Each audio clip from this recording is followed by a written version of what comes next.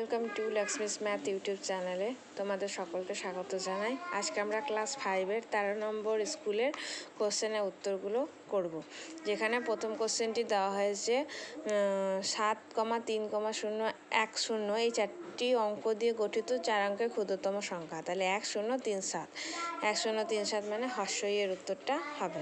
ঠিক আছে, দেখো। তারপর হচ্ছে 14 ও 15-র গসাগু কত? 14 আর 15টা হচ্ছে গসাগু 1, কারণ এগুলো পরস্পর দুটোই মৌলিক সংখ্যা বলে 14 15 গসাগু সবসময় 1 হবে। ঠিক আছে, নেক্সট দিয়েছে দেখো, কোনটি বৃহত্তম? 1-এর 5, 4-এর 5, 3-এর 5, 2-এর 5। এখানে প্রত্যেকে হরের সংখ্যাটা কিন্তু সমান রয়েছে। দেখো হরের সংখ্যা 5 5 5, তাই এখানে ওপরে যেটা বড় হবে সেটাই বড়, যেটা ছোট হবে সেটাই ছোট। তাহলে বৃহত্তম বলেছে বলে 4-এর 5 হবে। ঠিক আছে, তারপরে ঘরেরটা দিয়েছে দেখো যে 11,011 ভাজিত 11 করলে কত হবে? ভাগটা করে দেখানো হয়েছে। দেখো 11কে 11, এই শূন্যটা নামলো, এই শূন্য দিয়ে 11 ভাগ করা যাবে না, তাই বলে পরের সংখ্যাটা নামানোর জন্য এখানে আমি শূন্য বসালাম। এই সংখ্যাটা নামানোর জন্য শূন্য বসানো হলো।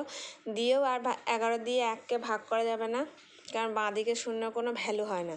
তাহলে এই একটাকেও নামানোর জন্য আবার একটা শূন্য বসালাম। তাহলে আবার 11 তাহলে 11,011কে ভাগ করে পেলাম 1001। ঠিক আছে, তারপর নেক্সট হচ্ছে 40 থেকে 50-এর মধ্যে মৌলিক সংখ্যাগুলি যোগফল নির্ণয় করো। তাহলে 40 থেকে 50-এর মধ্যে মৌলিক সংখ্যাগুলি হলো 41, 43, 47। তিনটেকে যোগ করলে পাওয়া যাবে 131।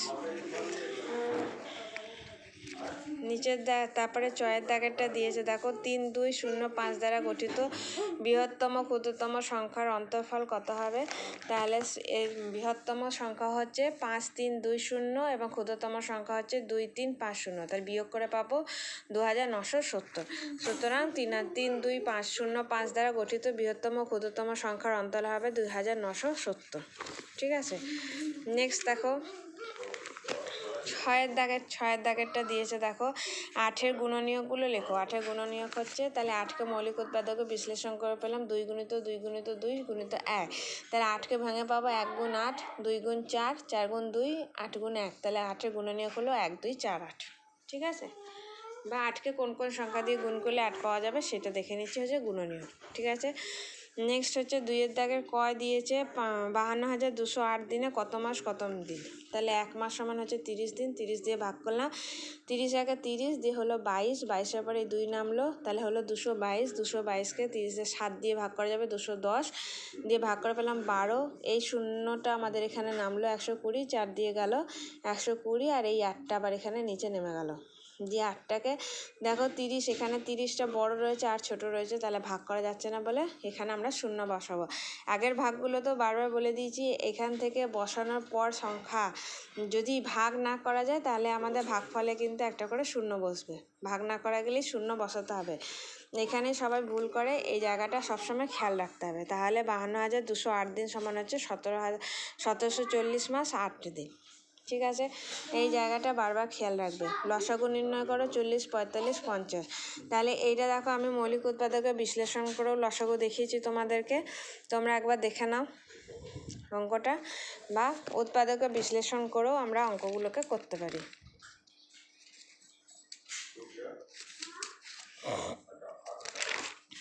দেখো, উৎপাদকে বিশ্লেষণ করে করলে সুবিধা বেশি। 5 দিয়ে গেল, 5 8 40, 5 9 45, 5 10 50। যেহেতু লসাগু বের করতে বলেছে, তাহলে 8 এবং 10কে 2 দিয়ে ভাগ করা যাবে, তাই 2 দিয়ে ভাগ করছি। 2 4 8, 9, 2 5 10। তাহলে 40 45 ও 50-এর লসাগু কী হবে? 5 গুণিত 2 গুণিত 4 গুণিত 9 গুণিত 5 মানে 1800। ঠিক আছে, তারপরে নেক্সট কোশ্চেন দিয়েছে দেখো, গুণ করো 280 গুণিত 52। তাহলে এটাকে গুণ করেছি আমরা, ওপর নিচে বসিয়ে গুণ করেছি। তোমরা 52টাকে স্থানীয় মান অনুসারে ভাগ করেও করতে পারো, 50 যোগ 2 করেও ভাগ করে আলাদা আলাদাভাবে করে করতে পারো, আমি ডাইরেক্ট বসিয়ে করে দিয়েছি। ঠিক আছে, তাহলে 280 গুণিত 52, 2 2 0 0, 2 8 16, 16-র হাতে 1 বসলো, 2 2 4 1 5, আর 5 দিয়ে গুণ করলাম 5 0 0, 5 8 40, 40-এ 0 হাতে 4, 5 দিয়ে 10 14 দিয়ে হলো 14,560। তাহলে নির্ণয় গুণফল 14,560। নির্ণয় গুণফল লিখলে খুব ভালো। ঠিক আছে। নেক্সট হচ্ছে ঘয়েরটা দিয়েছে দেখো 15, 25 মধ্যবর্তী মৌলিক সংখ্যাগুলি যোগফল নির্ণয় করো। তাহলে 15, 25 মধ্যবর্তী মৌলিক সংখ্যাগুলি হলো 17 + 19 + 23 = 59। ঠিক আছে, তাহলে নির্ণয় যোগফল হচ্ছে 59। তারপরে ওয়া দিয়েছে দুটি সংখ্যার যোগফল 2420 এবং বিয়োগফল 1224 হলে সংখ্যা দুটি কী কী। তাহলে বৃহত্তম সংখ্যাটা পাবো আমরা এই দুটো যে যোগফল আর বিয়োগফল সংখ্যা দিয়েছে সেটাকে যোগ করব, যোগ করে 2 দিয়ে ভাগ করব, ভাগ করে পাচ্ছি 1822। এবং ক্ষুদ্রতম সংখ্যা কী পাবো, এই যে একটা সংখ্যা দিয়েছে 2420 বড় সংখ্যাটা যেটা যোগফল মানে যোগফল যেটা, সেখান থেকে আমরা যে সংখ্যাটা পেলাম বৃহত্তম সংখ্যা যেটা পেলাম সেটা বিয়োগ করেই পেয়ে যাব ক্ষুদ্রতম সংখ্যা 598। তাহলে সংখ্যা দুটো কী হলো 1822 ও 598। তারপরে 3-এর দাগেরটাই দিয়েছে দেখো যে কোনো একটি সংখ্যা থেকে 3402 বিয়োগ করায় 5 অঙ্কের ক্ষুদ্রতম সংখ্যাটি পাওয়া গেল। তাহলে সংখ্যাটি কি, তাহলে বিয়োগ করায় বলেছে মানে কি করতে হবে, আমাদের যোগ করতে হবে। তাহলে 5 অঙ্কের ক্ষুদ্রতম সংখ্যা সমান হচ্ছে পাকে পিঠে 4টে শূন্য।